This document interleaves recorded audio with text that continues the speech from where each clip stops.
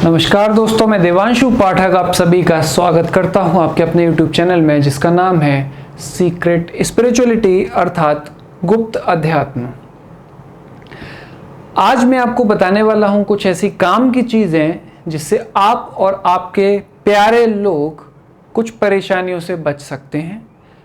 आपको पता भी नहीं चलेगा कि आपके जो खास लोग हैं जिनसे आप प्रेम करते हैं वो किन किन परेशानियों से गुजर रहे हैं, सफ़र कर जाएंगे, या फिर आपको कोई नहीं समझता, आप डिप्रेशन या एंजाइटी के शिकार हैं, आप इसके बारे में ज़्यादा नहीं जानते, अवेयरनेस बहुत कम है। सबसे बड़ी प्रॉब्लम ये है कि डिप्रेशन इस टाइम पे वर्ल्ड में दूसरे तीसरे नंबर की सबसे बड़ी बीमारी देखी जाती है। अब यहाँ पर एक प्रॉब्लम है अवेयरनेस की। बहुत सारे लोगों को ये पता ही नहीं है कि वो डिप्रेशन या एंजाइटी के शिकार हैं, या फिर बहुत सारे लोगों को ये भ्रम है कि वो डिप्रेशन के शिकार हैं लेकिन वो शिकार नहीं हैं। तो मेंटलिटी या साइकोलॉजिकली वो परेशान हो जाते हैं और सफ़र करने लगते हैं। तो थोड़ा सा ये एक सेंसिटिव चीज़ है जिसके ऊपर हम डिस्कशन करेंगे। दोस्तों, क्यों ऐसा होता है कि ऐसे सफल लोग जिनको हम देखकर ये सोचते हैं कि वो खुश हैं, उनके पास सब कुछ है, किसी चीज़ की कमी नहीं है, तो फिर क्यों परेशान रहते हैं? आखिर क्या कारण है कि कुछ लोग गलत कदम भी उठा लेते हैं, सुसाइड कर लेते हैं, घर से भाग जाते हैं, खुद को नुकसान पहुंचाते हैं, अपने हाथ काटते हैं, नाखून मार लेते हैं, अकेले में रहना पसंद करते हैं और अंधेरों की दुनिया में खो जाते हैं, नशे के शिकार हो जाते हैं? क्या कारण है? देखो, जिस पर बीतती है सिर्फ वही जानता है, जिस पे बीती नहीं है वो केवल जजमेंट पास कर सकता है। तो देखो, थोड़ा सा इन चीज़ों पे मैं डिस्कशन करता हूँ। आपकी डिप्रेशन और एंजाइटी होते क्यों हैं और इनका मतलब क्या है। देखो, अक्सर आपको किसी को देखकर ये लगता होगा ये उदास रहता है, ये डिप्रेशन में रहता है, ये उससे बाहर क्यों नहीं आ जाता, ये खुश रह सकता है, ये लोगों से बातें कर सकता है, गेम्स खेल सकता है, बाहर घूमने जा सकता है, तो फिर इसको ऐसी क्या तकलीफ हो रही है जो ये परेशान है। देखो, ऐसा नहीं है। आप बात को समझना, जो मैं आपको समझा रहा हूँ उसको थोड़ा ध्यान से सुनना, ध्यान से समझना। देखो, ऐसा होता है कभी कभी हमारे लाइफ में कुछ एक ऐसा टाइम पीरियड आता है जिसमें हम परेशान रहते हैं, टेंशन में रहते हैं। कोई ऐसी घटना हो जाती है जिसकी वजह से हम तनाव में चले जाते हैं। हमारी बॉडी का फंक्शन क्या होता है कि हम हर फीलिंग के साथ में अटैच हो जाते हैं और हमारी बॉडी में उसी तरह के केमिकल्स और उसी तरह के हार्मोन बनने शुरू हो जाते हैं। अगर आप खुश हैं तो अलग तरह के हार्मोन बनेंगे, अगर आप दुखी हैं तो अलग तरह के हार्मोन बनेंगे, अगर आप गुस्से में हैं तो अलग तरह के हार्मोन बनेंगे। तो बॉडी में हमारी फीलिंग्स के हिसाब से चेंजेस होते हैं। अब यहाँ पर प्रॉब्लम क्या है कि अगर हम एक फीलिंग में ज़्यादा लंबे टाइम तक रहते हैं तो वो जो हार्मोनल डिस्चार्ज है वो नॉर्मल से ज़्यादा हो जाता है और वो बॉडी की हैबिट में आ जाता है। कोई इंसान जो ज़्यादा लंबे समय तक उदास रहता है, टेंशन में रहता है, तनाव में रहता है, परेशान रहता है, तो उसके कुछ ऐसे हार्मोन्स जो वो तनाव में रहने की वजह से निकलते हैं या वो जो केमिकल चेंजेस होते हैं बॉडी में, वो लगातार होते रहते हैं और बॉडी उसको एडेप्ट कर लेती है, बॉडी को आदत हो जाती है उनकी। फिर क्या होता है, अब वो मान लो परेशान नहीं भी है, परेशानी का जो कारण है वो कारण खत्म हो गया, तो भी बॉडी क्या करेगी, बॉडी के लिए उतना वो केमिकल या फिर वो हार्मोन्स को डेवलप करना नॉर्मल हो चुका है, तो बॉडी तो लगातार उसको डेवलप करती रहेगी। और जब वो केमिकल या वो जो हार्मोन्स हैं वो बॉडी में लगातार बढ़ेंगे तो बॉडी में परेशानी पैदा करेंगे। किस किस तरह की परेशानी पैदा करेंगे? बहुत थकान रहेगी, सर दर्द रहेगा, आँखों में दर्द रहेगा, कमर में दर्द रहेगा, बॉडी बहुत हैवी फील होगी, चिड़चिड़ी आएगी, थकान महसूस होगी, नींद या बेहोशी आ सकती है, कुछ इस तरह की चीज़ें आपको महसूस होंगी। उदासी बहुत ज़्यादा होती है। तो ये सब केमिकल और हार्मोनल चीज़ें हैं जो शुरुआत तो किसी रीज़न से होती हैं, लेकिन क्योंकि बॉडी उनके अनुसार ज़्यादा समय उस अवस्था में रहती है तो फिर बॉडी उस अवस्था को एक्सेप्ट कर लेती है। अब आप उस इंसान को कितना भी समझाओ कितना भी आप उसको निकालने की कोशिश करो, लेकिन अंदर से जो उसकी प्रोग्रामिंग बिगड़ गई है वो तो ठीक नहीं हो रही ना। और जब वो ठीक नहीं हो रही तो आप उसका कितना भी मन बहलाने की कोशिश करो, उसके लिए कितना भी आप अच्छा सोचने की कोशिश करो, वो बेचारा उसमें फंस चुका है, एक ट्रैप है, उस ट्रैप में फंस चुका है, वो चाहकर भी उससे नहीं निकल सकता। कोई नहीं चाहता इस कंडीशन में रहना, लेकिन फंस जाता है तो इंसान बाहर नहीं निकल पाता। और आप भी उसको इस तरह से नॉर्मली बाहर नहीं निकाल सकते जब तक कि आप उसको पूरी तरह समझ न लो। आप कैसे बाहर निकाल सकते हो? आप मेडिसिन की मदद से बाहर निकाल सकते हो, डॉक्टर से कंसल्ट कर सकते हो, आप अपनी जीवन शैली में सुधार करवा सकते हो, मेडिटेशन की मदद ले सकते हो, बेटर म्यूज़िक की मदद ले सकते हो, अच्छे लोगों से कांटेक्ट करके आप उसको कर सकते हो। तो वो मैं अभी आपको डिटेल में बताऊंगा। तो सबसे पहले तो देखो, डिप्रेशन और एंजाइटी की बात करते हैं। तो डिप्रेशन और एंजाइटी में डिफरेंस क्या है ये समझ लीजिए, बहुत इंपॉर्टेंट चीज़ है। लोगों को एक से लगते हैं पर ऐसा है नहीं। डिप्रेशन में होती है उदासी, और डिप्रेशन में आपको किसी चीज़ की कदर नहीं रहती।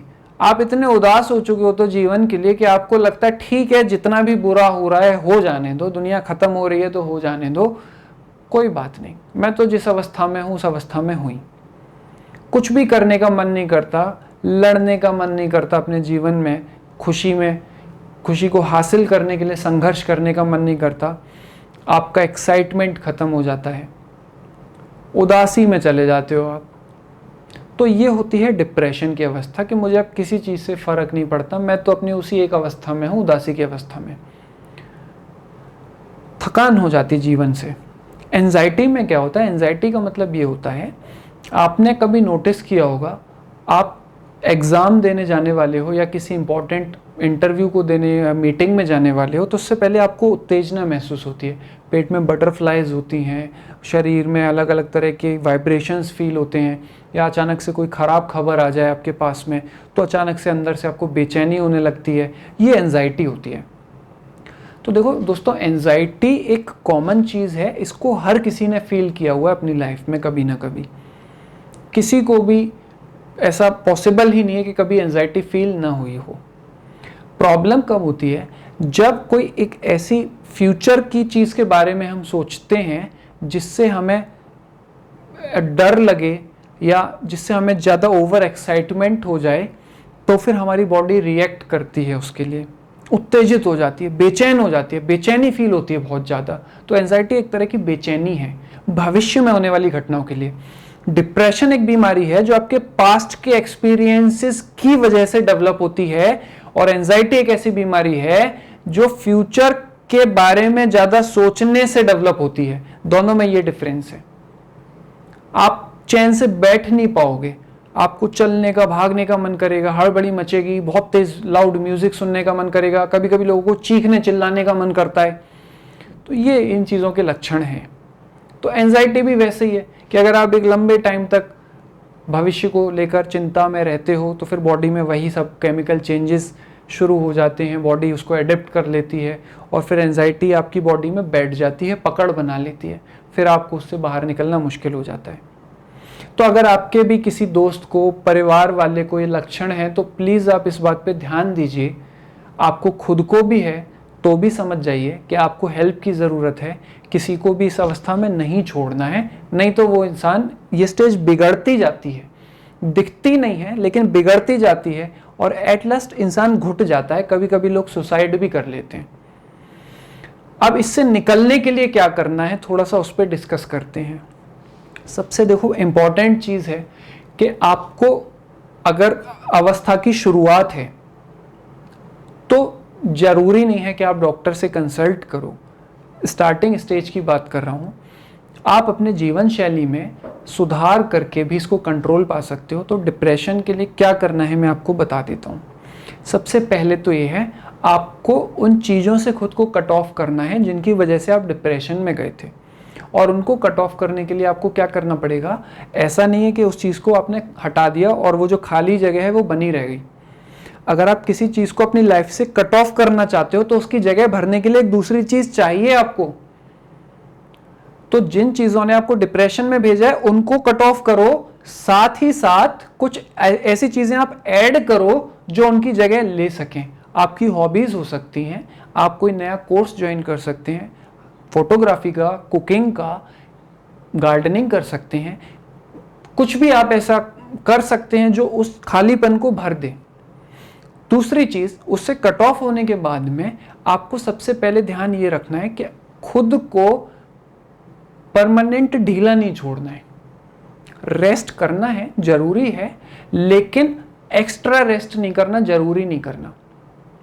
मतलब ये है कि अगर आप थके हुए हैं तो आप रेस्ट कीजिए, लेकिन अगर आप फ्री हैं तो आप खुद को खाली मत छोड़िए। खुद को खाली छोड़ते ही फिर आप वापस उसी में जाने लगेंगे। खाली छोड़ना भी है अगर, तो फिर आप मेडिटेशन कीजिए। मेडिटेशन का मतलब क्या है वो आपको समझा दूं।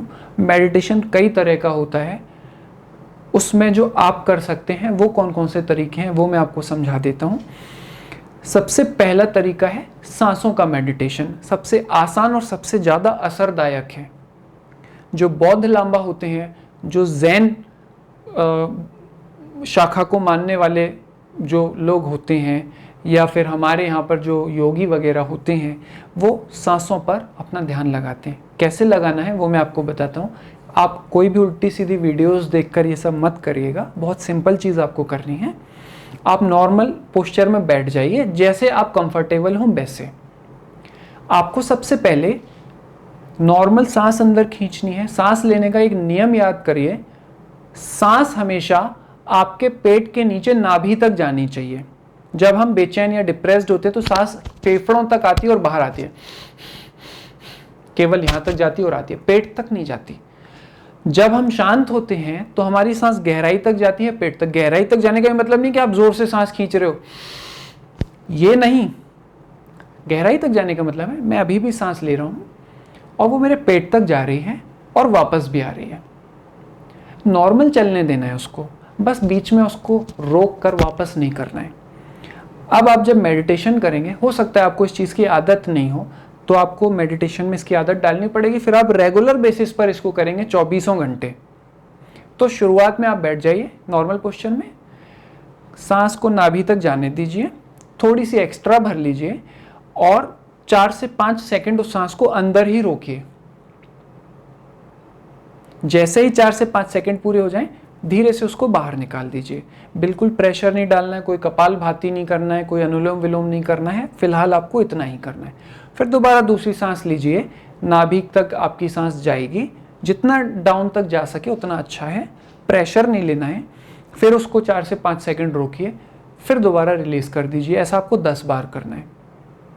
8 बार कर सकते तो 8 बार कीजिए, 7 बार कर सकते तो 7 बार कीजिए, मैक्सिमम लगभग 10 बार। उसके बाद इतना करने के बाद सांस को नॉर्मल चलने दीजिए, अंदर बाहर नाभि तक जाने दीजिए हर बार, और आप केवल उस पर कंसंट्रेट कीजिए। उसमें अड़चन नहीं डालनी है, उसको प्रेशर नहीं करना है बिल्कुल भी। इसके अलावा थोड़ी देर ये करने के बाद बिल्कुल शांत बैठ जाइए। महसूस कीजिए खुद का होना, अपने अस्तित्व को महसूस कीजिए। आप एक शरीर हैं या एक शरीर के अंदर हैं या जो भी है। आपको कानों से क्या सुनाई दे रहा है, आपको नाक से क्या सांस आ रही है, क्या फील हो रहा है, आपको अपने ज़ुबान पर क्या फील हो रहा है, स्किन पर क्या फील हो रहा है। इस फील को कीजिए, पूरी बॉडी के फील को कीजिए, सारे सेंसेस को एक्टिवेट कीजिए, पूरे सेंसेस को फील कीजिए। थोड़ी देर आपको ऐसा करना है। इससे क्या होगा, आप प्रेजेंट मोमेंट में रहना सीखोगे। और प्रेजेंट मोमेंट में रहने का मतलब है कि आपको डिप्रेशन से निकलने में मदद मिलेगी। एक ये तरीका हो गया। दूसरा तरीका क्या हो गया मेडिटेशन का, जो थोड़ा मेडिटेशन हायर लेवल का करना चाहते हैं वो क्या कर सकते हैं, वो आराम से बैठ जाएं, आंख बंद कर लें और ये इमेजिन करें कि उनकी पूरी बॉडी में आग जल रही है। आग का कोई भी कलर हो सकता है। कोशिश कीजिए डार्क कलर ना हो, ब्लैक ना हो, ब्राउन ना हो, ग्रे ना हो। कैसा कलर अच्छा है, ब्लू हो तो अच्छा है क्योंकि शांति देता है हमें, वॉयलेट हो तो अच्छा है क्योंकि शांति देता है हमें, वाइट हो तो भी अच्छा है, गोल्डन हो तो भी अच्छा है, सिल्वर हो तो भी अच्छा है। आप किसी भी एक कलर की आग इमेजिन, येलो दिख रही है येलो भी अच्छा है, पिंक दिख रही है पिंक भी अच्छा है। कलर्स का हमारी सोच पर साइकोलॉजिकल प्रभाव पड़ता है। तो आप उसको फील कीजिए कि आपकी बॉडी में आग जल रही है, आपके चारों तरफ से घेरे हुए है, हर तरफ से धुआं उठ रहा है आपके, और आप जैसे इसको करेंगे 3-4 सेकंड वो चीज़ गायब हो जाएगी। फिर दोबारा से आपको इमेजिन करना पड़ेगा। आँख बंद करे रखिए, खोलिए मत, फिर दोबारा इमेजिन कीजिए, फिर वो खो जाएगी, फिर करिए। आप ये एक्सरसाइज कीजिए। शुरू में आपका ध्यान बार बार टूटेगा, लेकिन धीरे धीरे कंटिन्यूटी बढ़ती जाएगी। इस कंटिन्यूटी का प्रभाव ये पड़ेगा, आप प्रेजेंट मोमेंट में रहना सीख जाएंगे। हालांकि इसका एक फ़ायदा और है, अगर मैं स्पिरिचुअल लेवल पर बात करूं तो ये आपके ऑरा को क्लियर करता है, आपकी एनर्जी को क्लियर करता है। और ऑरा और एनर्जी क्लियर करने का क्या मतलब होता है, ये मैं किसी और वीडियो में आपको बताऊंगा। फिलहाल केवल मेडिटेशन बता रहा हूं। तो ये आपको प्रेजेंट मोमेंट में रहना सिखाएगा, जिससे आपको आराम मिलेगा, आपका कंसंट्रेशन बढ़ेगा, थोड़ी मेमोरी बढ़ेगी, कुछ सुकून मिलेगा आपको। तीसरा मेडिटेशन क्या है, अगर आपको नहाना अच्छा लगता है, पानी अच्छा लगता है, तो आप अपने बाथरूम में अच्छा सा म्यूज़िक चलाकर, बॉलीवुड के म्यूज़िक बिल्कुल नहीं सुनने हैं आपको, गज़लें बिल्कुल नहीं सुननी है, क्लासिकल म्यूज़िक भी छोड़ दो, आप केवल सुनोगे इंस्ट्रूमेंटल्स, और वो इंस्ट्रूमेंटल्स भी वो सुनने हैं जो आपने पहले कभी सुने नहीं हैं। इसमें कुछ इंस्ट्रूमेंटल्स हैं जो एक अच्छा है, एनिग्मा जिसका नाम है, मैं नाम लिख भी देता हूँ आपके लिए बोर्ड पर, इसीलिए मैंने बोर्ड भी लगा रखा है कि कुछ चीज़ें मैं आपको इसमें बता सकूं। एनिग्मा। दूसरा है शिनोबू। एक और है रॉबर्ट माइल्स। एक और है करुणेश। इनके काफी सारे ट्रैक्स हैं, और भी बहुत सारे हैं, और ये मेरा नंबर भी है। अगर कभी आपके किसी काम आ सकूं, डिप्रेशन और एंजाइटी या इससे रिलेटेड, तो आप मैसेज व्हाट्सएप कर सकते हैं मुझे। तो ये आपके म्यूज़िक मेडिटेशन के कुछ एल्बम्स हैं, कुछ आर्टिस्ट हैं, इनको आप ढूंढ सकते हैं, ठीक है। इनको आप बाथरूम में चला के रखिए, मोबाइल पे या छोटे स्पीकर पर, या जैसे भी। आप थोड़ी देर शावर में अपना बैठिए, शांत मन से बैठिए, आवाज़ बहुत लाउड नहीं होनी चाहिए म्यूज़िक की, मीडियम होनी चाहिए। थोड़ी देर बैठिए, जब आप नहा चुके हों तो आराम से वहाँ बैठ जाइए थोड़ी देर। सर्दियों में मत करना, गर्मियों में करना, गर्मियाँ अभी चल भी रही हैं। थोड़ी देर जब आप बैठेंगे, प्रेजेंट मोमेंट में रहने की कोशिश कीजिए, खुद को भीगा हुआ फील कीजिए, बॉडी में पानी टपक रहा होगा, भीगा हुआ लगेगा, थोड़ी हवा लगेगी, ठंडक लगेगी, उस सबको महसूस कीजिए जितनी देर आप कर सकते हैं, जितनी देर आपका मन लग रहा है। इससे क्या होगा, वही होगा, आप प्रेजेंट मोमेंट में रहना सीखने लगेंगे। सबसे ज़रूरी है प्रेजेंट मोमेंट में रहना। बहुत सारे ज़ेन एक्सरसाइजेज हैं, बुद्धिस्ट एक्सरसाइजेज हैं, मेडिटेशन एक्सरसाइज हैं, वो केवल ये कहते हैं प्रेजेंट मोमेंट में जियो, सब कुछ सुधर जाएगा। मैं भी बस आपको वही चीज़ बता रहा हूँ। तो आपका एक मेडिटेशन तीसरा ये हो गया, बाथरूम वाला। चौथा मेडिटेशन क्या हो गया आपका, आप क्या कर सकते हैं, आप आँख बंद करके बैठ जाइए, ईयरफोन लगा लीजिए, म्यूज़िक सुनना चाहते हैं तो स्लो आवाज़ में म्यूज़िक चला लीजिए। दोबारा बता रहा हूँ, मेडिटेशन के म्यूज़िक ही सुनने हैं। सांस को पूरा गहराई तक जाने दीजिए, जैसा मैंने आपको बताया था। बॉडी को बिल्कुल ढीला छोड़ दीजिए, इतना ढीला छोड़ दीजिए कि अगर कोई आपका हाथ उठा के छोड़ दे तो वो नीचे गिर जाए, अगर आपका पैर ऊपर उठा के छोड़ दे तो वो नीचे गिर जाए। आईब्रोज को बिल्कुल फ्री छोड़ दीजिए, अपने जॉ को, अपने जबड़ों को बिल्कुल ढीला छोड़ दीजिए, कस के मत रखिए, मुट्ठियों को भींच के मत रखिए, बॉडी को ढीला रिलैक्स छोड़ देना है, बिल्कुल डेड बॉडी बन जाना है, शवासन में चले जाना है जितनी देर आप जा सकते हैं, और बस उसी स्थिति में पड़े रहिए 10 मिनट, 15 मिनट, 20 मिनट, आधा घंटे, जितना आपका मन करे उतनी देर के लिए ध्यान लगाइए म्यूजिक पर, और बॉडी को ढीला छोड़िए, और बॉडी पर सिर्फ इतना ध्यान लगाइए कि आपको बॉडी को मूव नहीं करना है। तो ये हो गया आपका शवासन वाला मेडिटेशन। इसके अलावा आप क्या कर सकते हैं, अगर आपके आसपास पार्क है तो आप नंगे पैर पार्क में टहलिए, वॉक कीजिए, टहलिए। उससे क्या होता है, हमारे पैरों में कुछ एक्यूप्रेशर पॉइंट्स होते हैं, उससे हमारी बॉडी में थोड़ा ब्लड सर्कुलेशन वगैरह बनता है, कुछ और भी बेनिफिट्स होते हैं। अगर एनर्जी और स्पिरिचुअल लेवल पर बात करूं तो एनर्जी की ग्राउंडिंग होती है। कुछ इस तरह का बताते हैं कि हमारे बॉडी के इलेक्ट्रॉन्स का फ्लो बनता है। तो ऐसा कह सकता हूँ मैं इसको कि एनर्जी ग्राउंड से जब कनेक्ट होती है हमारी बॉडी, तो हमारी जो एनर्जी गड़बड़ है वो क्लियर होती है, एनर्जी जो एक्स्ट्रा है, जो बेकार है, वो ग्राउंडिंग में चली जाती है नीचे और पॉजिटिव एनर्जी बढ़ती है। तो ये आप कर सकते हैं, वॉक कीजिए नंगे पैर, स्ट्रेस वाले काम मत कीजिए, टीवी देखना छोड़ दीजिए, फालतू की मूवीज़ देखना छोड़ दीजिए, अगर देखनी भी हैं तो कुछ पॉजिटिव मूवीज़ देखिए जो आपका ध्यान कुछ अच्छी चीज़ों की तरफ ले जाएं, कुछ पॉजिटिव चीज़ों की तरफ ले जाएं। ये चीज़ें आपको ध्यान में रखनी है।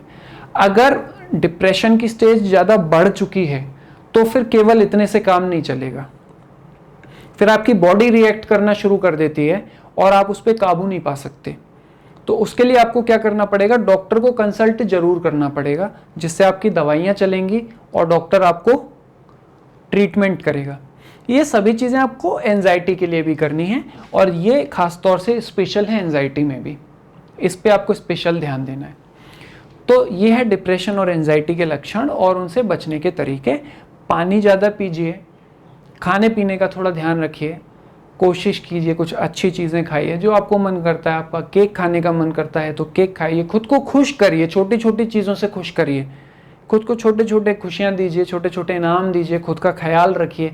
धीरे धीरे आप इस चीज़ से बाहर आने लगेंगे। और आपका कोई भी अगर दोस्त है या कोई भी रिलेटिव है, अगर उसको भी कुछ प्रॉब्लम्स हैं तो ये वीडियो उन तक भी पहुंचाइए। देखिए, ये वीडियो का जो कॉज है वो ये है कि ऐसे लोग जिनको कोई समझ नहीं पा रहा या जो खुद को ही नहीं समझ पा रहे हैं, उन तक ये छोटी छोटी बातें पहुँचें और हो सकता है किसी की लाइफ भी बच जाए। तो आप इसको शेयर कीजिएगा ऐसे लोगों के साथ में जो आपको लगता है ज़रूरत है, और हो सकता है किसी को ज़रूरत हो और आप जानते भी नहीं हो कि उसको ज़रूरत है। तो इनको शेयर कीजिए। आपको वीडियो कैसा लगा ज़रूर बताइएगा। इसके अलावा अगर आप कोई सजेशन चाहते हैं तो मुझे ज़रूर कमेंट करके बताइएगा। और आपको कोई ज़्यादा ही प्रॉब्लम है, पर्सनली आपको लगता है कि आपको किसी हेल्प की ज़रूरत है और आपको कोई समझ नहीं रहा या कोई प्रॉब्लम है, तो आप मुझे व्हाट्सएप मैसेज भी कर सकते हैं इस नंबर पर। मैं कोशिश करूँगा, मेरी इच्छा ये है कि हम ज़्यादा से ज़्यादा लोगों की हेल्प कर सकें। समाज में जो नेगेटिविटी फैली हुई है हम उसको कैसे भी करके कंट्रोल करें, पॉजिटिविटी बढ़ाएं, लोगों की हेल्प हो जाए। तो आप लोग भी इसमें सहयोग कीजिए। आज के वीडियो में इतना ही। आपको वीडियो कैसा लगा प्लीज़ ज़रूर बताइएगा। Thank you so much. God bless all of you. Take care.